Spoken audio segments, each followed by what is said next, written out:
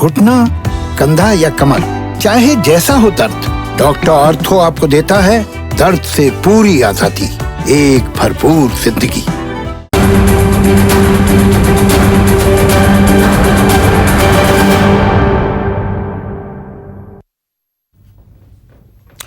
नमस्कार, मैं हूं संदीप चौधरी। आज सबसे बड़ा सवाल में हम फिर से बात करेंगे देश के अन्नदाता की, देश के किसानों की।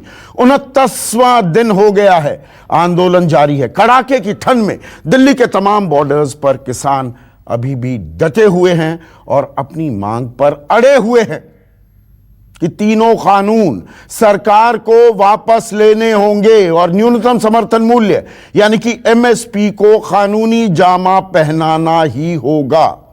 ये तस्वीरें आपको Singhu border, Tikri border, Burari border की मैं तस्वीरें दिखा रहा हूं। किसान हटने को कतई तैयार नहीं है। उधर चिट्ठी चिट्ठी भी खेला जा रहा है। एक और चिट्ठी भेजी गई है, पहुंच गई है किसान संगठनों के पास। आपको ध्यान होगा 20 तारीख को, इसी महीने की 20 तारीख को, आज से 5 दिन पहले संयुक्त सचिव हैं भारत सरकार में विवेक अग्रवाल ने एक चिट्ठी भेजी थी। आज एक और चिट्ठी भेजी है और इसमें किसानों से बातचीत का समय मांगा गया है कि आप बताइए तो कब, किस तारीख पर आप बात करने चाहेंगे। सरकार कह रही है कि सभी मुद्दों का तर्कपूर्ण समाधान हम करने को तैयार हैं, खुले मन से बातचीत होगी। और यहां पर एक और अहम बात सरकार कह रही है, अब किसान संगठन माने या ना माने यह अलग बात है। सरकार कह रही है कि जो ये नए कानून हैं जिस पर आंदोलित हैं किसान, इसका एमएसपी से कोई लेना देना नहीं है, न्यूनतम समर्थन मूल्य का इससे कोई लेना देना नहीं। सरकार लिखित आश्वासन देने को तैयार है कि एमएसपी रहेगा, एमएसपी जारी रहेगी, यह सरकार कह रही है। जबकि किसान संगठन कहते हैं कि इन नए कानून आने के बाद एमएसपी की व्यवस्था पर ही तो खतरे की घंटी बज रही है। एपीएमसी धीरे धीरे खत्म हो जाएगी और वो कारोबारियों के, बड़े बड़ी कंपनियों के हवाले हो जाएंगे और वो तय करेंगे किस कीमत पर उनकी फसल की खरीदी करनी है। इसीलिए वो कानूनी जामा पहनाने की लगातार बात कर रहे हैं न्यूनतम समर्थन मूल्य पर। उधर राजनीति भी होने लगी है और लगातार सरकार, विपक्ष, खास कांग्रेस पर हमला कर रही है कि वो किसानों को भ्रमित कर रही है। जो कानून, जिन कानूनों के बारे में वो बात किया करते थे, वही कानून दरअसल सरकार लेकर आई है। लेकिन विपक्ष आज राष्ट्रपति से मिला। अध्यक्ष रह चुके हैं कांग्रेस के राहुल गांधी, गुलाम नबी आजाद, अधीर रंजन चौधरी भी उनके साथ थे। कानून के खिलाफ राष्ट्रपति रामनाथ कोविंद को एक ज्ञापन भी सौंपा। हो हंगामा भी हुआ, यहां पर हो हल्ला हुआ। बड़ी तस्वीरें आज आपने दिन में देखी होंगी। प्रियंका गांधी को हिरासत में लिया गया, कुछ देर बाद छोड़ भी दिया गया। लेकिन सवाल ये भी उठे हैं कि 29वें दिन ही प्रदर्शन करने की, धरना देने की बात क्यों याद आई यहां पर कांग्रेस को। अब एक और अहम घटनाक्रम होने वाला है।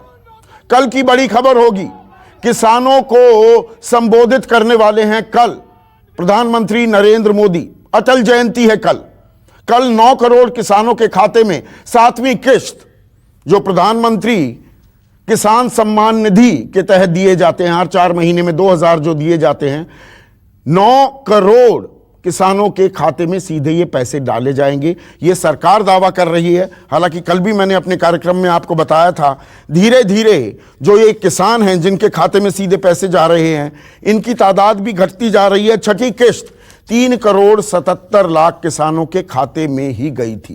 लेकिन बड़ा सवाल अभी भी यही है, क्या कोई रास्ता निकलेगा? दोनों तरफ से पोजीशनिंग किस तरह से हो रही है, पहले उस पर एक नजर। चाहिए कि किसान और मजदूर घर चले जाएंगे, नहीं जाएंगे जब तक ये कानून वापस नहीं लिया जाएगा। जॉइंट सेशन कीजिए और कानून को एकदम वापस लीजिए, क्योंकि किसान वापस नहीं जाने वाला है। और हम सब, विपक्ष की सब पार्टियां किसानों के साथ, मजदूरों के साथ खड़े हैं और खड़े रहेंगे। अगर राहुल गांधी को इतनी किसानों की चिंता थी तो जब उनकी सरकार थी तो सरकार के माध्यम से कुछ न कुछ किसानों के लिए कर सकते थे। कांग्रेस का हमेशा से चरित्र किसान विरोधी रहा है। अगर सरकार इनको देशद्रोह कह रहा है तो सरकार पापी है। किसान का बेटा होता है, आप सब जानते हैं, किसान का बेटा होता है। तो किसानों की जो आवाज ठुकरा रहा है, जो नहीं सुन रहा है, जो अपनी जिद पे अड़ा हुआ है, जबकि देश का अन्नदाता बाहर बैठा हुआ है ठंड में, महीनों से बैठा है, 1 महीने से बैठा है। कांग्रेस को, राहुल गांधी को खुले डिबेट की चुनौती देता हूं कि चलो आइए चर्चा करते। मैं सिद्ध करूंगा कि कांग्रेस ने किसान का हित को हमेशा कैसे अनदेखी किया, और ये भी साथ रखूंगा कि मोदी ने किसान का कल्याण कैसे किया। लेकिन हमारा ये साफ मानना है, हम लगातार किसान आंदोलन को ट्रैक कर रहे हैं। न्यूज़ 24 का साफ मानना है ये एक गैर राजनीतिक आंदोलन है। कांग्रेस बीजेपी की ये लड़ाई कतई नहीं है। और यहां पर अगर बहस की बात भी है तो बहस अगर सरकार के किसी मंत्री और किसान संगठन के किसी नेता के बीच में हो जाए तो क्या वो बेहतर नहीं होगा? तमाम भ्रम, तमाम भ्रांतियां क्या दूर हो जाएंगी? ऐसे में आज का सबसे बड़ा सवाल, कल देश के किसानों को क्या संदेश देने वाले हैं मोदी? और 29 दिन बाद राहुल प्रियंका का किसान प्रदर्शन क्यों? चर्चा में मेरे साथ बीजेपी के राष्ट्रीय प्रवक्ता, सीनियर एडवोकेट हैं सुप्रीम कोर्ट में, गौरव भाटिया।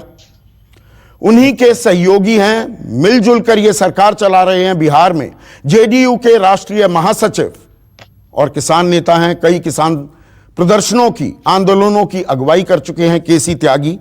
मेरे साथ कांग्रेस के राष्ट्रीय प्रवक्ता अभय दुबे, 2 किसान नेता शिव कुमार काका जी, इन्हें हम प्यार से, सम्मान से, आदर से कहते हैं, और जगदीप सिंह औलख किसान नेता हैं, ये भी इस चर्चा में जुड़ेंगे। लेकिन पहला सवाल शिव कुमार काका जी आप ही से। एक और चिट्ठी आई है, तारीख तय करने की बात कर रही है सरकार की। तारीख तो बताइए, हम हर बात पर आपसे चर्चा करने को तैयार हैं। आप तारीख तय करेंगे कि नहीं करेंगे?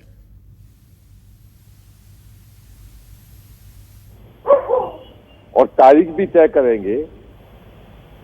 और चिट्ठी मैंने अभी पढ़ी नहीं है, आग मेरे पास भी आ गई है, व्हाट्सएप खोल नहीं पाया मैं। चिट्ठी में जो लिखा है कि एमएसपी का कानून नहीं बन सकता, ऐसा मुझे सुनने में आया। वो लिखित आश्वासन देने की बात कर रहे हैं। हाँ, आप लिख के दे सकते हैं, मौखिक भी कह सकते हैं, और सारे कानून हम बना सकते हैं, तो ये एमएसपी पर हम क्यों नहीं बना सकते? इसमें शंका है कि जब आप कानून नहीं बनाना चाहते तो अकेला एमएसपी नहीं है, वो एमएसपी का 2 लाइन के मामला है। एमएसपी का मतलब है कि समर्थन मूल्य पर क्रय करने की गारंटी तथा जिस 24 जीन्स को क्रय करने का कानून। ये नहीं कि हमने कानून तो बना दिया और उसके बाद हम नहीं खरीदेंगे, तो उसकी अनिवार्यता कि हमको एमएसपी पर ही हमारा माल, उपज जो है वो क्रय की जाए। जी, तो यहां पर सरकार तो कह रही है इन कानूनों से एमएसपी का कोई लेना देना नहीं है। आप कानूनों से क्यों जोड़ रहे हैं एमएसपी को? सरकार खुद जोड़ रही है भाई, कानूनों से आदर नहीं। देखिए, 3 कानूनों में प्राइवेट मंडी है, प्राइवेट मंडी में कुछ तो भाव होगा, किस भाव बिकेगा, एमएसपी पे बिकेगा तो उससे नीचे बिकेगा। सरकारी मंडी भी रहेगी, उसमें क्या भाव बिकेगा। तो इस पूरे कानून में सारा खेल तो वही है ना, किसान की उपज का विक्रय का, क्रय विक्रय का मामला है। तो क्रय विक्रय किस आधार पर होगा, उसकी एमएसपी पे होगा कि नहीं होगा? तो एमएसपी तो उसके ऑटोमेटिक अंदर है। अगर एमएसपी पे माल नहीं बिकेगा तो कौन से काम, फिर प्राइवेट मंडी और सरकारी मंडी में क्या अंतर पड़ जाएगा? तो वो तो अंडरस्टूड है। सारा झगड़ा खड़ा यहीं से हुआ है कि जो 3 कानून लेकर आए हैं उसमें सारी बातें तो वो कर रहे हैं, परंतु उस पर एमएसपी पर क्रय करने की कोई गारंटी नहीं होने से किसान के लिए संकट खड़ा है। तो वो कह रहे हैं ये अलग है, वो अलग नहीं है। अलग कैसे? मंडी से एमएसपी अलग कैसे हो सकती है? मंडी से मूल्य कैसे अलग हो सकता है? तो ये बात सरकार को समझाने के लिए आपको बातचीत करनी होगी ना, कोई तारीख तो तय करनी होगी ना काका जी। बिल्कुल बिल्कुल आदरणीय, हम तो बात करने को तैयार है, सरकार से प्रार्थना भी कर रहे हैं कि बात भी करेंगे, बार बार निवेदन भी कर रहे हैं कि वार्ता से हल निकलेगा। उसके लिए हम कल बैठक बुलाएंगे और सरकार से कहेंगे कि ऐसे पत्र भेजो। अगर आप पहले ही से बोल दोगे कि नहीं ये नहीं हो सकता, तो वार्ता का अर्थ कैसे निकलेगा, माहौल वार्ता का कैसे बनेगा? तो हमने बार बार कहा है कि सरकार से प्रार्थना की है कि आप वातावरण तो बनाइए, टर्म कंडीशन का लेटर मत भेजिए कि ये हो नहीं सकता, वो हो नहीं सकता, तो फिर कैसे वार्ता होगी? गौरव भाटिया, अगर बातचीत होनी है तो उसमें टर्म्स एंड कंडीशंस क्यों लगाई जाती हैं, ये किसान कह रहे हैं। संदीप जी देखिए, चाहे वो माननीय प्रधानमंत्री श्री नरेंद्र मोदी जी हो जिन्होंने कहा किसानों के लिए 24 घंटे हमारे दरवाजे खुले हैं, और चाहे सर्वोच्च न्यायालय हो, उन्होंने भी कहा इसका हल वार्ता से ही निकलेगा। और हमने तो कोई ऐसी शर्त लगाई ही नहीं है। 6 दौर की बातचीत हुई है, आगे भी बातचीत होती रहेगी। बल्कि एक मांग किसानों के जो कुछ संगठन है वहां से जरूर आई, उन्होंने कहा कि कानून वापस होंगे। शर्त तो ये है, और मानिए सरकार अगर ये कहती कि जब तक आप आंदोलन वापस नहीं लेंगे तब तक हम बातचीत नहीं करेंगे, ये भी एक शर्त हो सकती थी। लेकिन नहीं, सरकार और नरेंद्र मोदी जी ये स्पष्ट कर चुके हैं कि किसान इस देश की आन बान शान है और हम किसान से बातचीत करते रहेंगे।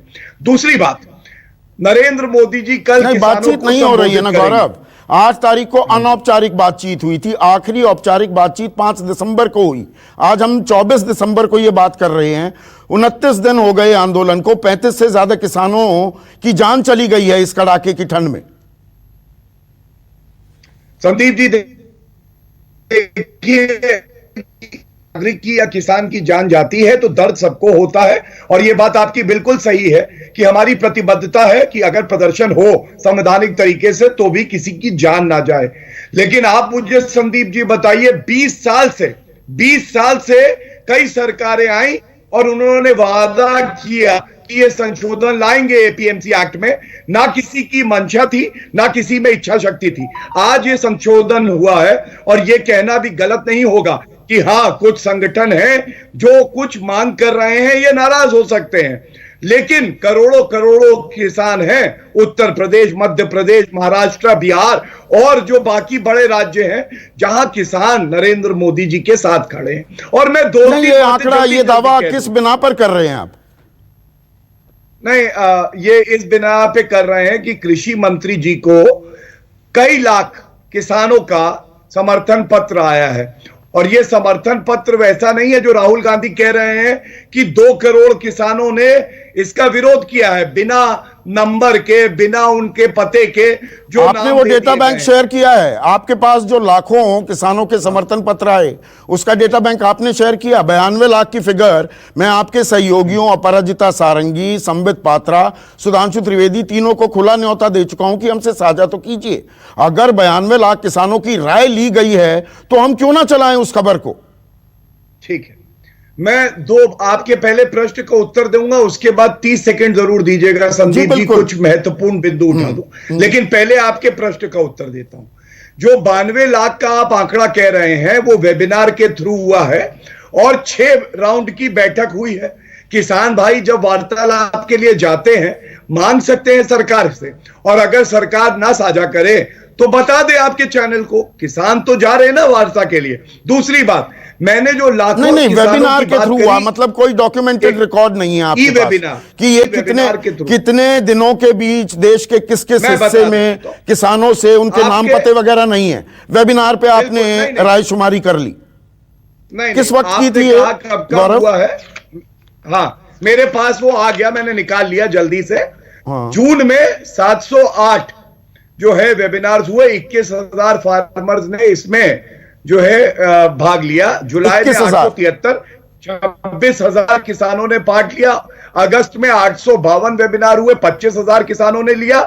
और अक्टूबर जो ज्यादा है, अक्टूबर में 36,000 वेबिनार हुए, करीब 27 लाख किसानों ने। नवंबर में 97,000 अक्टूबर में 27 लाख, 28 लाख या 28 करोड़ भी हो। एक सेकंड गौरव, मुझे समझाइएगा, 5 जून को अध्यादेश आ गया। एक एक करके एक मिनट मैं उस आंकड़े को, एक सेकंड, मैं और प्रकाश चाहता हूं ना, आपके पास डिटेल्स हैं तो थोड़ा सा मुझे एनलाइटन और दर्शकों को भी कीजिए। ये इंपॉर्टेंट फैक्ट्स हैं। आप अक्टूबर में कह रहे हैं 26 लाख, 5 जून को अध्यादेश 27 लाख, ठीक है। 5 जून को अध्यादेश लागू कर दिया गया, ऑर्डिनेंस प्रोमलगेट हो गई। 20 सितंबर को कानून बन गए। कानून बनाने के बाद आप राय ले रहे हैं कि हां किसानों ने कहा कि जी ये कानून बनने चाहिए। अब मैं उत्तर दे दूं जी, और सुनिएगा, बीच में टोकिएगा मत। ऑर्डिनेंस अनुच्छेद 123 में संविधान के तभी लाया जाता है जब कोई जल्दबाजी नहीं बल्कि जरूरत हो, जो सत्र तक इंतजार नहीं कर सकती संसद के। और संसद में 5 घंटे चर्चा हुई, 7 घंटे एक लोकसभा में 5 घंटे, राज्यसभा में 7 घंटे चर्चा वहां हुई और उसके बाद ये जारी रहा। लेकिन विचित्र बात यह है, राहुल गांधी वहां थे ही नहीं। और संदीप जी, अब हो हल्ला करने से ये बेहतर ना होता कि लोकसभा और राज्यसभा में ये पार्टियां ये मुद्दे उठाती। अब मैं 3 बड़ी बातें कह दूं क्योंकि मैंने आपसे नहीं, स्टैंडिंग कमेटी में गया था क्या? संसद की स्टैंडिंग कमेटी में ऐसे कानून जाने चाहिए ना, जाते हैं। आप तो सीनियर एडवोकेट हैं गौरव। देखिए, जिसको सर्वोच्च न्यायालय नहीं मानते हो, स्टैंडिंग कमेटी में जाना अनिवार्य नहीं होता है। अनिवार्य नहीं होता, जाना चाहिए था ना। आप फैसले की समीक्षा हो रही है, उस वक्त समीक्षा हो जाती तो बेहतर नहीं होता क्या? मैंने देखिए बड़ी ईमानदारी से आपके सभी प्रश्नों का उत्तर दिया और हो सकता है आप सहमत हो या असहमत हो, मुझे कोई दिक्कत नहीं, लेकिन तो चर्चा कर रहे हैं ना, बड़े आवश्यक है, मैं रखना चाहता हूं। मुझे प्लीज 30 सेकंड का समय दे दीजिए जी। सबसे पहले आप भी ये बताइए, एक बाजार बेहतर है या कई बाजार बेहतर है? विकल्प हमेशा बेहतर होता है और यह बात इन जो कानून है इनके तहत आई है। 2017 का जो मैनिफेस्टो है पंजाब के चुनाव का, उसमें कांग्रेस पार्टी और आम आदमी पार्टी ने, और कांग्रेस ने 2019 के मैनिफेस्टो में 7-11 पॉइंट जो है, 7 जो उनका चैप्टर और 11 पॉइंट, उन्होंने कहा था एपीएमसी रिपील कर लेंगे, आज विरोध कर रहे हैं। दूसरी बात एमएसपी, इस कानून में कोई ऐसी धारा नहीं है जिससे एमएसपी में किसानों का नुकसान हो। हां, लेकिन एक धारा है, वो धारा है 5, आप पढ़िएगा, farmers empowerment and protection act. वो क्या कहती है कि अगर मंडी का दाम सही लगे तो मंडी में बेचो, और वरना जो एमएसपी है उसको मापदंड बना के आप मंडी के बाहर बेचो, फायदा किसान का होगा। तीसरी बात, एमएसपी को मापदंड बना के बाहर नहीं खरीदेगा तो क्या करेगा? मैं वकील हूं और मेरी जिम्मेदारी है। मक्का 1850 रुपए का 800 रुपए में बिक रहा है, गेहूं 1975 का है, धान 1868 रुपए और 1100 रुपए में बिक रहा है ना गौरव? संदीप जी, तो मैं सिर्फ ये कहूंगा, ये भ्रम की राजनीति है। ये ऐसी राजनीति है कि 29 दिन तक जो राहुल गांधी थे, प्रियंका वाड्रा, ये अपने घर से नहीं निकले 29 दिन। अगर 3 मुझे कांग्रेस और बीजेपी की राजनीति में कोई इंटरेस्ट नहीं है, बदल दूंगा। ये सवाल किसानों का है। बैठ सकते और केवल ओछी और हल्की राजनीति कर रहे हैं। मैं उनसे वो सवाल पूछूंगा। करिए, आप धारा बात करिए, हम करेंगे। आपकी आवाज नहीं आ रही है संदीप जी। मैं अभी, आपका फोन में थोड़ी दिक्कत आई, मैं अभी कनेक्ट करवा रहा हूं। लेकिन केसी त्यागी, सवाल देखिए घूम फिर कर वही आ रहा है। और अभी नए आंकड़े सामने आए कि जी हमने इतने वेबिनार किए जुलाई में, इतने किए अगस्त में, फिर अक्टूबर में किए, कि जी ये 2 करोड़ चिट्ठियां फर्जी हैं, हमने 92 लाख से किया वो असली है। यहां किसानों से पूछा भी गया क्या? आपका तो इतना वास्ट एक्सपीरियंस है, संसदीय एक्सपीरियंस है आपका, जो मैं ये सवाल पूछ रहा हूं ना स्टैंडिंग कमेटी में गया, ऐसी कौन सी आफत थी? 123 अनुच्छेद का हवाला दिया अभी गौरव भाटिया ने कि इमरजेंसी में ऑर्डिनेंस प्रोमलगेट किया जाता है। तो 5 जनवरी को किसानों के ऐसे हित कौन से दबाए जा रहे थे कि उनकी भलाई के लिए यह गिफ्ट देने की जरूरत आन पड़ी?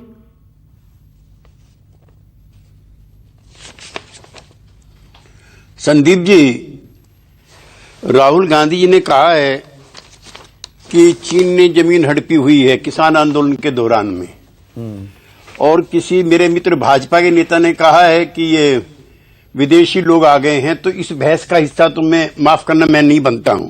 ना मैं करना भी नहीं चाहता, मैं होने भी नहीं दूंगा बीजेपी को। मैंने खुद स्वीकार किया है हाँ कि अध्यादेश में की गई जल्दबाजी, किसान संगठनों से बिना विचार विमर्श के लागू करना, सभी प्रमुख दलों द्वारा संसदीय समिति को न सौंपे जाने की मांग को स्वीकार करना, ये जरूर सरकार की तरफ से प्रारंभिक दिनों में गलत काम किया गया, नंबर 1। नंबर 2, पूरे मैंने सारे कागज देख लिए, इसमें जो 3 अध्यादेश हैं उसमें कहीं एमएसपी का जिक्र नहीं है। बिल्कुल नहीं है। इस खरीद का जिक्र है, एमएसपी का कोई जिक्र नहीं है। तो अगर ये एमएसपी का भी करना चाहते हैं, मंडियों के लिए भी चिंतित हैं, तो देश के जो पहले प्रधानमंत्री थे चौधरी चरण सिंह, उन्होंने चूंकि वो उस जमाने में गए होंगे मंडियों में जैसे मैं गया हूं, अब मैं कक्का जी को और अपने जो दूसरे मित्र हैं जगदीप सिंह, इन्हीं को संबोधित कर रहा हूं। एक तो मैं बहुत अदब के साथ कहना चाहता हूं जी कि मैनुअल तरीके से जो तोलने की व्यवस्था है मंडी में, सिंगल विंडो सिस्टम है मंडी के अंदर, छटनी की आधुनिक प्रक्रिया है कि गैर मौजूदगी से सौदा होने में काफी विलंब होता है। तोलने की प्रक्रिया में हो रही खामियों की वजह से आड़ती और किसान का भरोसा निरंतर आपस में भी टूटता जा रहा है। आपने मंदसौर में जो आंदोलन किया था जी, हम भी आपके समर्थक रहे हैं। मेरा ये कहना है कि अंतर्राष्ट्रीय अध्ययन ये कह रहा है और सरकारी रपट ये कह रही है कि इन बिचौलियों को पूरी तरह से हटाने के बाद किसान की उपज की कीमत 3 गुना बढ़ जाती है। सोमपाल शास्त्री हैं जो कृषि मंत्री रहे हैं और स्वामीनाथन के बनने से पहले कृषि आयोग के अध्यक्ष रहे हैं अटल जी के समय, कुछ समय के लिए। उनका कहना है कि फसल पैदा होने के बाद किसान का अनाज और दाल का नुकसान 6 से 6% तक आंका गया है।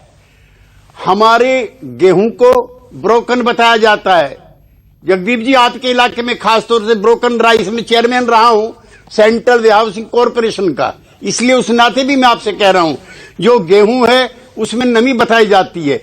ये सरकारी कर्मचारियों की भी मिली बुरी भगत होती है। आप कहना क्या चाह रहे हैं? एक तो मंडी कोई होली जगह नहीं है कक्का जी, माफ करना। मैं कहना चाह रहा हूं कि ये मांग कहां से, ये जो है मैं इन्हीं सारी चीजों को पढ़ते पढ़ते इस नतीजे पहुंचा और मैं इन दोनों किसान नेताओं को संबोधित कर रहा हूं, चूंकि बगैर लाग लपेट के ये आंदोलन चला रहे हैं और ये आंदोलन राष्ट्र विरोधी नहीं है, अतिवादी नहीं है, किसी राजनीतिक दल के द्वारा संचालित नहीं है। ये देशभक्ति से प्रेरित उन किसानों का आंदोलन है जिनका एक बेटा बॉर्डर पे है और दूसरा अन्नदाता भर के किसान के रूप में पूरे देश को खाना खिला रहा है। लेकिन कक्का जी, आज का जो मुझे लगा सरकार का, इसको आपको पॉजिटिवली रेस्पॉन्ड करना चाहिए। उन्होंने कहा है कि सभी मुद्दों का तर्कपूर्ण समाधान करने के लिए तत्पर है, नंबर 1। नंबर 2, आपने जितने भी मौखिक और लिखित मुद्दों को पर सरकार पर सकारात्मक रूप अपनाया है उस पर वार्ता करने के लिए तैयार है, नंबर 2। नंबर 3, सभी मुद्दों के संबंध में लिखित प्रस्ताव दिया गया था। नंबर 4, न्यूनतम समर्थन मूल्य की खरीदी से कोई संबंध नहीं, मैं पहले कह चुका, लेकिन समर्थन सरकार बना देना कानून। ये चीजें मैंने अपने प्रारंभिक संबोधन में बता दी। मैं लास्ट कर रहा हूं।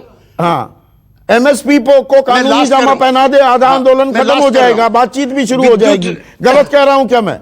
बिल्कुल, I agree with you, I agree with you Sandeep ji. प्रारंभिक दौर में यही मांग उठी थी, भाई हमारे एमएसपी का क्या होगा। तो एमएसपी तो 67 से लेके आज तक किसान को नसीब ही नहीं हुई। यूपीए 1 हो 2 हो, हमारी सरकार हो, हाँ जो सरकारी खरीद है वो जरूर एमएसपी पर होती है। इसलिए 3 कानून भी नहीं थे ना केसी त्यागी साहब, मजबूत करने अब ये 3 कानून में डर ये है, एक सेकंड जगदीप औलख, क्या डर ये है कि एपीएमसी की व्यवस्था धीरे धीरे खत्म हो जाएगी और सारा का सारा कृषि क्षेत्र निजी कारोबारियों के हवाले हो जाएगा? क्या डर ये है?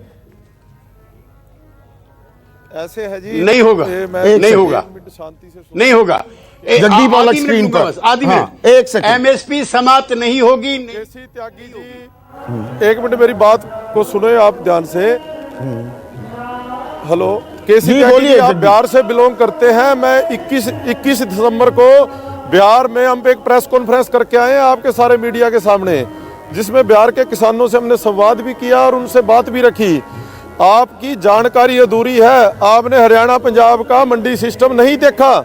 आप कह रहे हैं वहां पर कम तोलते हैं, वहां पर बिचौलियों पे विश्वास हट गया, ये हो गया।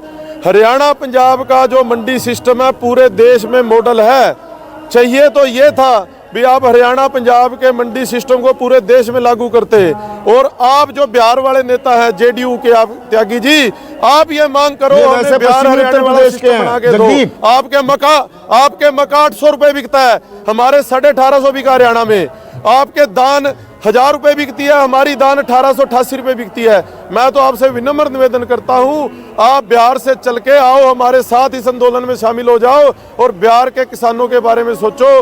वो आज सबसे बुरा मॉडल बन गया है देश का, सबसे दुर्गति, सबसे दुर्दशा बिहार के किसान की है। हम आपकी लड़ाई लड़ रहे हैं, हम पूरे देश में एमएसपी खरीद की गारंटी का कानून मांग रहे हैं। कम से कम जेडीयू वाले त्यागी साहब, आप तो हमारे साथ आओ और इसको पूरे देश में हरियाणा पंजाब का मॉडल लागू करवाएं। ऐसे ही मंडियां वहां पर होनी चाहिए बिहार में। 1888 भी रेट बिहार के हमारे भाइयों को मिलना चाहिए धान का, 1850 मक्के का रेट बिहार के भाइयों को मिलना चाहिए, उनको क्यों नहीं मिल रहा? सवाल ये है। केसी त्यागी अब स्क्रीन पर अकेले केसी त्यागी, जो जगदीप औलख कह रहे हैं केसी त्यागी साहब, 2006 से एपीएमसी वहां से हटी, पंजाब के किसान की सालाना आय औसतन 2,19,000, हरियाणा की 1,90,000 और बिहार के किसान की औसतन आय सालाना 42,000, 3,500 रुपए महीना। यही डर है इनके मन में कि मंडी व्यवस्था खत्म हो गई, निजी कारोबारी आ गए, न्यूनतम समर्थन मूल्य को कानूनी जामा नहीं पहनाया तो हम उनके हवाले हो जाएंगे, औने पौने दांव में कीमतें मिलेंगी इन्हें फसलों की। मैं इनके अधिकतर सवालों से एग्री करता हूं, नंबर 1। नंबर 2, मैं अपने मित्र को बताना चाहता हूं कि बिहार के अंदर जिस गरीबी का और बेबसी का आपने जिक्र किया है, मैं चाहता हूं कल परसों फिर संदीप जी के चैनल पे आए। एक भी किसान ने बिहार में आज तक आत्महत्या नहीं की है। एक भी किसान किसी बड़े मनी लेंडर का शिकार नहीं है। मतलब आप चाहते हैं देश के किसान, देश में पंजाब हरियाणा के किसान की भी सालाना आय 42,000 रुपए हो जाए।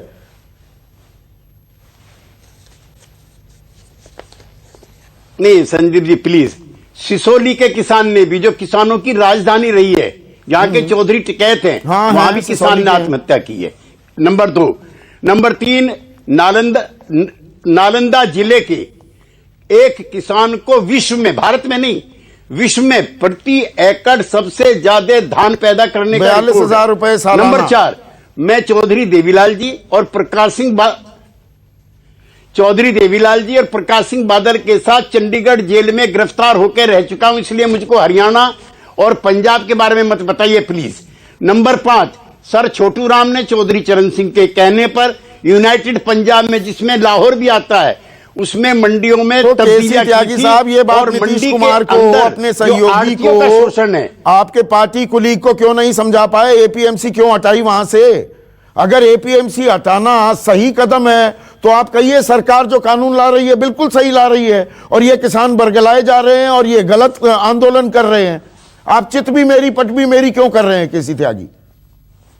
किसानों नहीं, ऐसा नहीं है। मेरा बहुत विनम्रता से कहना है किसान संगठनों से कि ये राजनीतिक दल जो भी रहे हैं सत्ता में, एमएसपी पहले क्यों नहीं थी साहब कंपलसरी?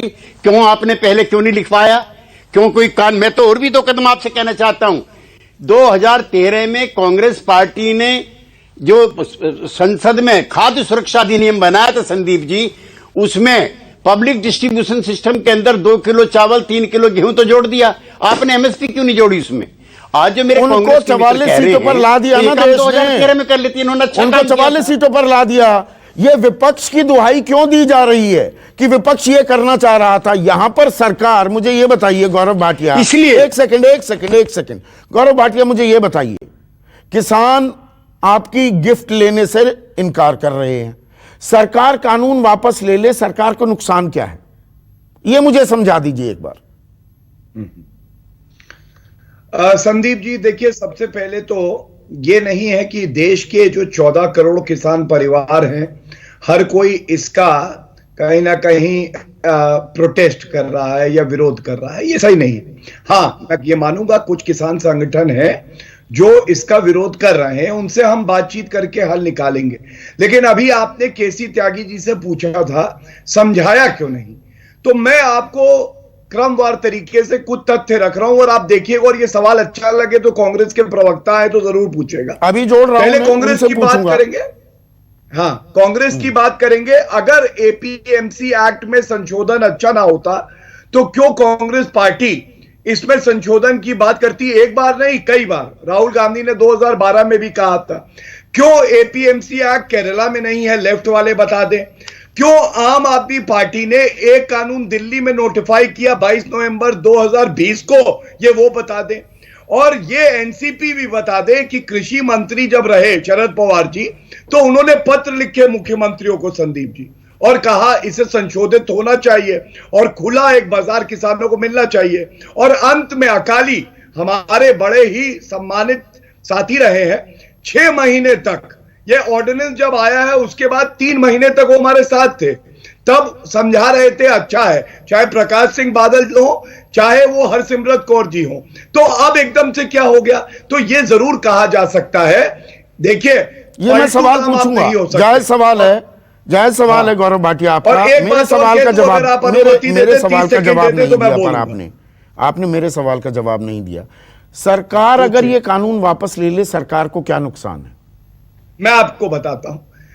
अगर दबाव में कुछ लाख किसान, क्योंकि कहीं ना कहीं हो सकता है वो नाराज हो या फिर वो बिचौलिए भी हो सकते हैं जिनका नुकसान हुआ है। इन कानूनों की मंशा क्या है? जो बिचौलिए हैं उनको समाप्त करें और एक और विकल्प बाजार जो है किसान को मिले। पूरे देश का किसान तो आंदोलित नहीं है ना। अभी ये वापस लेंगे तो नुकसान किसका होगा? जो करोड़ों करोड़ों किसान 2 दशकों से इंतजार कर रहे थे। अच्छा, जहां एपीएमसी हटी, जहां मंडी व्यवस्था नहीं है, वही मैंने आंकड़ा बताया ना, केसी त्यागी के पास भी जवाब नहीं था। 42,000 रुपए सालाना आय है बिहार के किसान की। आप संदीप जी एक पत्रकार हैं, वरिष्ठ हैं, मैं आपसे एक बात पूछना चाहता हूं। क्या आपको याद है कितने किसान संगठन ऐसे हैं जो आंदोलित थे कि एपीएमसी एक्ट का संशोधन करो? आप पत्रकार हैं, न्यूज 24 प्रतिष्ठित चैनल है, निकालिए वो सारी खबरें। नहीं गौरव, देखिए आप सीनियर एडवोकेट हैं, कानून को मुझसे बेहतर जानते हैं। एक मिनट गौरव, एक बात समझिए, और ये आपसे बेहतर कम ही लोग समझेंगे। एपीएमसी एक्ट में 20 राज्यों में बदलाव हो चुके हैं बहुत हद तक। आपने तो सिर्फ केरल का उदाहरण दिया।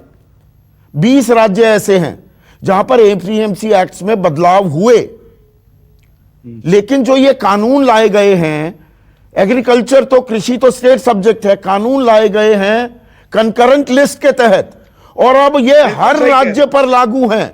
या तो राज्यों को अपना कानून बनाने देते।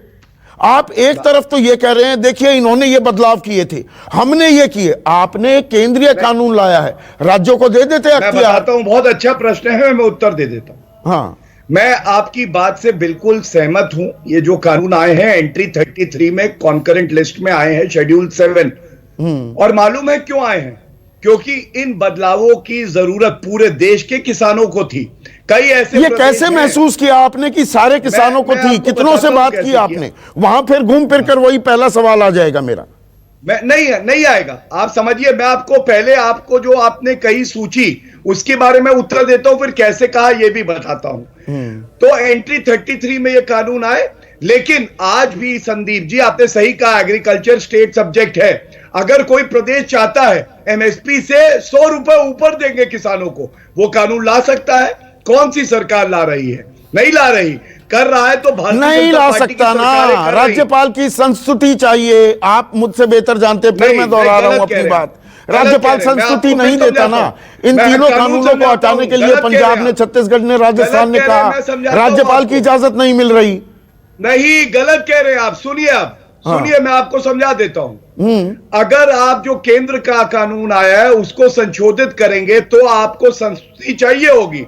लेकिन अगर आप एंट्री 14 है, एंट्री 28, एंट्री 30 इसमें कानून लाएंगे ना विधायिका से, तो आपको कोई संस्तुति नहीं चाहिए। तो वो एपीएमसी के लिए, सरकारी मंडियों के लिए लाएंगे, निजी कारोबारियों के लिए कानून कैसे ले आएगा राज्य? मैं एमएसपी की बात कर रहा हूं। मैं एमएसपी की बात कर रहा हूं।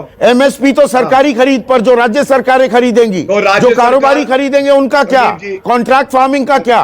भंडारण का क्या? फार्मिंग, अच्छा, कॉन्ट्रैक्ट फार्मिंग कैसे बुरी हो सकती है संदीप जी, आप बताइए।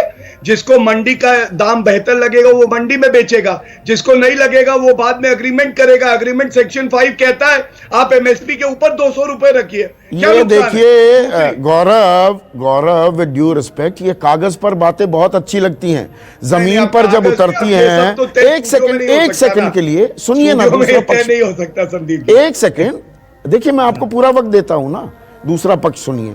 जगदीप, अगर मैं ये कहूं आप हरियाणा से हैं, हरियाणा पंजाब में बड़े उदाहरण दिए जा रहे हैं, पेप्सिको, नेस्ले वगैरह वगैरह बड़ी कंपनियों के साथ, ये लेज आलू चिप्स वगैरह बनाने वाली कंपनियां, आप अपने आलू का करार करते हैं कि जी 30 रुपए में खरीद होगी, मार्केट में अगर रेट 40 का है तो भाग भाग के खरीद लेंगे, और आलू 2-4 रुपए पर आ गया तो आलू सड़ा हुआ बता दिया जाता है, गोले के अंदर से निकलेगा कि नहीं, इसका साइज ठीक नहीं, इसका रंग ठीक नहीं। ये होता है ना, या मैं गलत बयानी कर रहा हूं? देखो जी, मैं जो भाजपा का मित्र अपने बात रख रहे हैं ना, उनकी एक तो पहली बात उन्होंने उस पर बहुत जोर लगाया, भी हमें समर्थन मिला है, हमें किसानों ने समर्थन दिया है, हमें उन संगठनों ने समर्थन दिया है। मैं आपको थोड़ा सा क्लियर करूंगा, मैं करनाल जिले से बिलोंग करता हूं। एक करनाल जिले का भी एक संगठन बना के बंदा गुड़गांव में 25 साल से वकील है, वो भाजपा को, तोमर साहब को जाके समर्थन देता है, भाई हमें ये कानून पसंद है, उसका खेती से कोई लेना देना नहीं, उसके गांव में हमारे यूनियन है, उसके गांव में वो कभी घुसा नहीं। तो ऐसे लोग इन्होंने इकट्ठा किए हैं जो भाजपा के दलाल हैं, और इन्होंने कुछ एफपीओ जो सरकारी मदद से तैयार किए हुए हैं, उनको लेके ये असली नकली का खेल होता रहेगा। देखिए जगदीप, आप सर्टिफाई करने लगे, दूसरी चीज आप फर्जी हैं, मैं उस डिबेट में नहीं जा रहा हूं। मेरा सवाल ये था कॉन्ट्रैक्ट फार्मिंग, कॉन्ट्रैक्ट फार्मिंग आप बताइए ना, करनाल इलाके में ये होता है कि नहीं होता?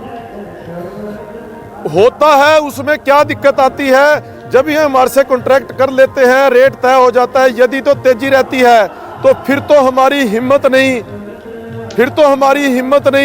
भाई हम इनसे एक बोरी भी अपने घर में रख लें, ये हमारा दाना दाना ले जाते हैं। जब तेजी होती है मार्केट में, यदि वो तेजी नहीं रहती और बंदा आ जाता है, फिर ये एक ऐसा कड़ा लेके आते हैं, गोल कड़ा, फिर कहते हैं जो आलू इसमें से निकलेगा वो लेंगे, जो इससे मोटा है वो नहीं लेंगे, जो इससे पतला है वो नहीं लेंगे। तो ये तो सरेआम हमारे साथ ये लूट हमने पिछले काफी टाइम से देखी है और उसको सहन किया है। ये कॉन्ट्रैक्ट फार्मिंग के मॉडल सारे फेल हो चुके हैं, ये अब इसको लेके आ रहे हैं। तो ये कंपनियां तो हमें एक बोरी भी नहीं रखने देती। गुजरात में 4-4 ठीक है, मैं ये एक क्लैरिटी दोनों पर सामने रखना चाह रहा था। 1 मिनट जगदीप, अब काका जी स्क्रीन पर काका जी जो गौरव कह रहे हैं कि ये जो राज्य सरकारें हैं वो एमएसपी दे दें, जो सरकार भी तय करे, केंद्र सरकार उससे 100 रुपए और ऊपर दे दे, कौन रोक रहा है राज्य सरकारों को? प्रधानमंत्री मोदी जी ने सत्ता में आए थे, 2 महीने बाद एक पत्र लिखा था सभी मुख्यमंत्रियों को, और ये कहा था कि 100 रुपया गेहूं का बोनस और धान के ऊपर जो बोनस दिया है तत्काल बंद किया जाए। तो रोकने वाले आपके सामने हैं, उदाहरण है 2014 की बात है ये। तो रोकने वाली भी केंद्र सरकार है। और ये जो अलग से बात कह रहे हैं कि पूरा देश का किसान नहीं चाहता, ये सबसे बड़ा झूठ है। अभी मैं आपको बताऊं, अमर उजाला आज का पेपर है, उसमें कवर पेज पर छपा है कि तोमर साहब को किसान नेता मिले और वो दे रहे हैं समर्थन 2 लाख 3 लाख किसानों का। उसमें एक मैं दोनों को जानता हूं, वो एक कीटनाशक कंपनियों के लाइसेंसिंग ऑफिसर है, कंपनी को भी जानता हूं, ऑफिसर को भी जानता हूं, जिनका फोटो छपा अमर उजाला में। इस प्रकार की फर्जीवाड़े करने से काम नहीं चलेगा, बड़े मन के साथ भाटिया जी बात करना पड़ेगा। नहीं, कल प्रधानमंत्री भी काका जी, कल प्रधानमंत्री संबोधन करेंगे। किसान सम्मान निधि के तहत 9 करोड़ किसानों के बारे में दावा किया जा रहा है, सीधे 2,000 रुपए दिए जाएंगे, यानी कि 18,000 करोड़ दिए जाएंगे। प्रधानमंत्री के संबोधन का आपको इंतजार है? एक बात पूछूं आपसे भाई साहब, मैंने 50 कुंटल मक्का बेचा, मुझे उसमें घाटा हुआ 40,000 का। 40,000 का घाटा दे के आप मुझे 2,000 मेरे जेब में डालेंगे, ये कौन सा तरीका है आपका? हमको प्रधानमंत्री जी के संबोधन का इंतजार है, परंतु हमें पता है कि उन्हें क्या कहना है। ये 3 कानून अच्छे हैं, ये सौगात है। इसके अलावा प्रधानमंत्री जी अभी तक कह नहीं पा रहे हैं। बड़ा मन करे प्रधानमंत्री जी, और बड़ा मन करके कहे कि ठीक है, अगर देश का अन्नदाता इसको नहीं चाहता तो हम जबरिया गिफ्ट क्यों आप जबरदस्ती इनको ठोक रहे हो। और मध्य प्रदेश में कॉन्ट्रैक्ट फार्मिंग में अभी तक 4,500 से 5,000 मामले आ चुके हैं। धान जब रेट गिर गया पैडी का तो कंपनी ने लेना मना कर दिया, और जिसके लिए उसका आज तक पेमेंट नहीं किया है, और वो किसान चक्कर लगा रहे हैं व्यापारियों के। तो केसों की बाढ़ आ जाएगी पूरे देश में। लाखों करोड़ों के केसेस एसडीएम कोर्ट में होंगे, जिसका फैसला एसडीएम कर नहीं पाएगा। तो ये कॉन्ट्रैक्ट फार्मिंग में हम बोलते हैं दूसरा रास्ता निकाल रहे हैं, तो दूसरा रास्ता निकाल रहे हो आप एक मंडी का, और मंडी का रास्ता प्राइवेट मंडी का लूट का रास्ता नहीं, हार्डनिंग ऑफ स्टैंड्स हो रहा है ना। देखिए, हार्डनिंग ऑफ स्टैंड हो रहा है। आप अपनी बात पर अड़े हुए हैं, सरकार अपनी बात पर अड़ी हुई है। और गौरव, अभी कांग्रेस के प्रवक्ता जुड़ नहीं पा रहे हैं, टेक्निकल रीजंस हो रहे हैं। मैं राजनीतिक पहलू पर आपके सवालों का जवाब चाह रहा था, पर मुझे एक चीज बताइए। देखिए, दोनों तरफ अब वो स्टेलमेट वाली स्थिति हो गई है। क्या बेहतर ना हो कि देश की महापंचायत जो है संसद का सत्र बुलाकर एक संयुक्त सत्र में इसकी चर्चा की जाए? अगर सरकार को लगता है तो एक मिनट, मैं गौरव से पूछ रहा हूं काका जी। डेडलॉक हो गया है, तो ऐसी कोई चाबी नहीं जो नरेंद्र मोदी जी के पास ना हो। डेडलॉक कोई नहीं हुआ है, मंजिल मिल ही जाएगी, बात करके ही सही। गुमराह तो वो कर रहे हैं जो संसद का सत्र क्यों ना बुलाया जाए? वैसे भी शीतकालीन सत्र होना चाहिए था ना। हाँ, तो मैं आपको बता दूं, जल्दी सत्र बुलाया जाएगा। ये कानून जो पास हुए हैं ये संसद के पटल पे ही पारित हुए हैं। नहीं, वो स्टैंडिंग कमेटी को नहीं गए, ध्वनि मत से पास हो गए, ये आप भी जानते हैं ना। वहां पे माइक तोड़ा गया था, जो चेयरपर्सन है उन्हें मारने के लिए सांसद आगे बढ़े थे, निलंबित किए गए 9 सांसद। मैं एक सकारात्मक बात करूंगा, क्योंकि कांग्रेस के प्रवक्ता यहाँ है नहीं, ये राजनीतिक से ज्यादा एक मशवरे का मंच बने, हम सार्थक बहस करें। यहाँ 2 किसान भाई बैठे हैं, अभी इनके मुख से भी एक बात निकली, संदीप जी, इन्होंने कहा पेमेंट समय पे नहीं होता था। अब इस कानून का सेक्शन 6 पढ़ें, 2/3 पेमेंट होगा डिलीवरी के समय और 30 दिन के अंदर बाकी भुगतान। और उसके बाद जो एसडीएम है वो सुनवाई कर सकते हैं अगर दोनों पक्ष में कहीं कोई मनमुटाव हो, और उसके बाद न्यायालय भी हैं, ये भी मैं आपको बता दूं। एक सेकंड के लिए रोक रहा हूं, बात जारी रखना। गौरव, आप उत्तर प्रदेश से हैं, उत्तर प्रदेश से ताल्लुक रखते हैं, आपके पिताजी बड़े नेता थे। उत्तर प्रदेश में गन्ना एक अहम फसल है। गन्ने के लिए आज से नहीं सालों से कानून है, और 3 साल पहले प्रधानमंत्री मोदी ने बाकायदा आश्वासन दिया था सहारनपुर में कि 14 दिन में, और ये एक्ट में है, शुगर केन एक्ट में, 14 दिन में पेमेंट होनी चाहिए, और 14 दिन से ज्यादा का वक्त हो जाए उस पर ब्याज मिलेगा। आज की तारीख में 12,994 करोड़ रुपए का बकाया है गन्ना किसानों को। देश भर में सिर्फ उत्तर प्रदेश में 8,447 करोड़ 10 लाख, बिना ब्याज के बता रहा हूं, ब्याज लगा देंगे तो यही फिगर 12,000 करोड़ की हो जाएगी। तो है, फॉलो नहीं होता, यही किसानों का डर है। गौरव, नहीं, आपने बिल्कुल सही बात कही। तो 2 अलग अलग बातें हैं। पहली बात, क्या कानून में कमी है? नहीं, कानून ठीक है, लेकिन लागू कितने अच्छे से हो रहा है ये बात। जब योगी जी मुख्यमंत्री बने थे तो करीब 30,000 करोड़ के आसपास गन्ना किसानों का बकाया था, और उन्होंने उसकी भुगतान करके ये सुनिश्चित किया कि किसानों को उनका रुपया मिले। जो चीनी मिल के मालिक हैं उनके खिलाफ एफआईआर हुई, गिरफ्तारी हुई, लेकिन हां कुछ कमियां रह जाती हैं। जैसे अभी एक लखीमपुर का भी पीलीभीत का मामला आया था, किसान की फसल नहीं रहे थे, डीएम वहां मौके पे पहुंचे, उन्होंने कहा किसान की फसल लो, और ली गई। तो इसलिए कोई कमी है तो कमी को, तो उसके लिए संसद का संयुक्त सत्र क्यों ना बुलाया जाए? ये कोरोना का डर दिखाकर, कोरोना का डर है, संसद नहीं चलेगी, बंगाल में प्रचार चलेगा, डीडीसी चुनाव हो जाएंगे, जम्मू कश्मीर में, बाकी सब कुछ सामान्य है देश में, संसद नहीं बैठेगी। ये थोड़ा अजीब नहीं लगता? देखिए, आपका ये भी प्रश्न वाजिब है, लेकिन जब संसद चल रहा था और इस पे चर्चा हो रही थी, जैसा मैंने कहा, राहुल गांधी और कई प्रमुख विपक्षी नेता हैं जो वहां चर्चा करने के लिए थे ही नहीं। लेकिन हमारा संविधान ये कहता है कि 6 महीने से ज्यादा का समय एक सत्र की समाप्ति और दूसरे की शुरुआत के बीच में नहीं हो सकता है, और ये ध्यान में रखते हुए क्योंकि कोविड का संकट है और पिछला सत्र सबसे प्रोडक्टिव रहा, इसलिए अगले सत्र में ये लोग चाहेंगे तो दोबारा ये तो तकनीकी बातें हो गई ना, आप जानते हैं संकट काल, संक्रमण काल में, आपदा काल में आपद धर्म भी निभाया जाता है। इन तकनीकियों में हम नहीं जाते, फिर तो हम अपने वित्तीय घाटे को इसी लिमिट में रखना है। क्या आप ये बात नहीं मानेगा? अब एक सवाल मेरा भी बताइए, मेरा एक ही सवाल है आपसे। हाँ बताइए ना। क्या आप ये नहीं मानेंगे कि ये सरकार संवेदनशील होके बातचीत कर रही है और मसला केवल बातचीत से ही हल होगा? क्या ये बातचीत से हल होगा? ये मैं बिल्कुल मानता हूं, लेकिन 16 दिन से कोई बातचीत नहीं हुई है।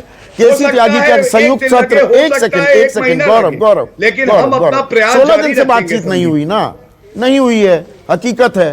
प्रधानमंत्री कच्छ के किसानों को संबोधित कर रहे हैं, रायसेन के किसानों को संबोधित कर रहे हैं, सिंघू बॉर्डर, टिकरी बॉर्डर के किसानों को संबोधित कर रहे हैं। खुला मन दोनों तरफ होना चाहिए। नहीं, वो बात आपकी जायज है। केसी त्यागी, संयुक्त सत्र होना चाहिए संसद का इस वक्त, देश की महापंचायत में भी चर्चा हो जाए, होनी चाहिए क्या? मैं संदीप जी जो मेरे दोनों किसान नेता भाई हैं, पहले उनसे एक सवाल का जवाब चाहता हूं। वो बिहार में जो मंडी खत्म हुई है 2006 में, उसके बाद बिहार के किसानों को सही दाम नहीं मिलता है। मैं खुद किसान हूं, कक्का जी हैं, जगदीप जी हैं, और ना तो पानीपत, सोनीपत और करनाल ज्यादा दूर हैं, और मैं मंदसौर भी चला जाऊंगा। जो एमएसपी की सरकारी खरीद है, उसके अलावा क्या करनाल में और मंदसौर में किसानों को वही दाम मिलता है? नहीं मिलता ना। दोनों से मैं चाहता हूं मेरे सवाल का जवाब दिलवा दीजिए। मैं बता रहा हूं, नहीं मिलता। बिहार को लेकर के आपकी नहीं, बिहार तो आपकी दुखती रह गए। मेरा सवाल यह था केसी त्यागी साहब, क्या संयुक्त सत्र एक रास्ता हो सकता है? संयुक्त सत्र बुलाया जाए, एक पूरी चर्चा हो। देखिए, जिन लोगों ने, केसी त्यागी साहब, शिरोमणि अकाली दल अभी हट गया है, हनुमान बेनीवाल बागी हो रहे हैं, चौधरी बीरेंद्र सिंह भी किसानों के समर्थन में आ गए, टीआरएस यानी कि केसीआर की पार्टी, वो अब किसानों के फेवर में बोल रही है, जिन्होंने सरकार का समर्थन किया। जगनमोहन रेड्डी भी सरकार के अब विरोध हो रहे हैं। उड़ीसा में बीजू जनता दल भी, AIADMK भी, एक भी दल का मैंने गलत नाम लिया हो तो बता दीजिएगा। ये अब किसानों के समर्थन में बात कह रहे हैं। इन्होंने इन बिलों के पक्ष में वोट दिया था संसद में।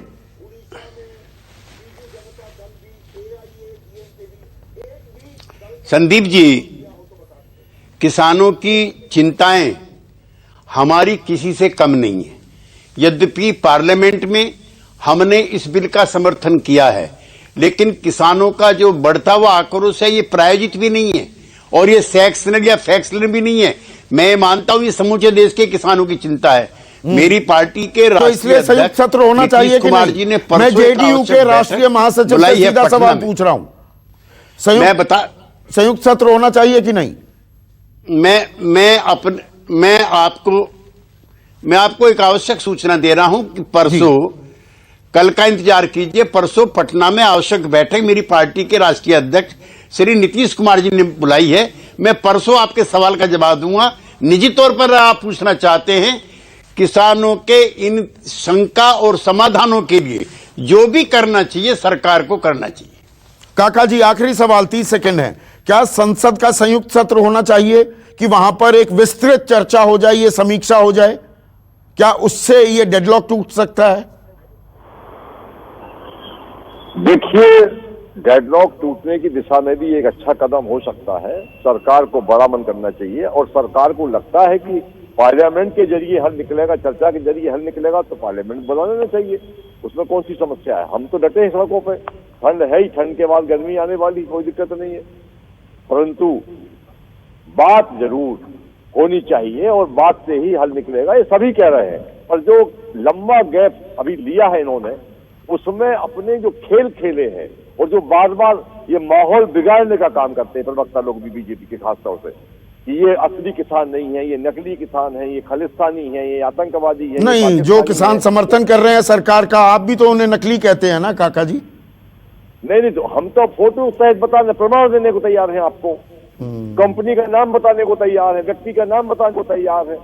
ये आदमी वहां का है, ये आदमी का ये नाम है। वो तो इस तरह के शको शुबा के बिना खुले मन से तो बातचीत होनी ही चाहिए, और साथ ही साथ अगर संसद का संयुक्त सत्र भी हो जाए तो क्या वो एक रास्ता निकल सकता है? ये आने वाला वक्त इस बात की गवाही देगा। फिलहाल नजरें होंगी कल प्रधानमंत्री क्या कहते हैं उस पर। अभी के लिए बस इतना ही। नमस्कार। खास जड़ी बूटियों से बना पेट सफा आयुर्वेदिक चूर्ण आज ही ले आएं। पेट सफा पहली रात से ही असर दिखाता है और इसकी आदत भी नहीं पड़ती। पेट सफा हर रोग दफा।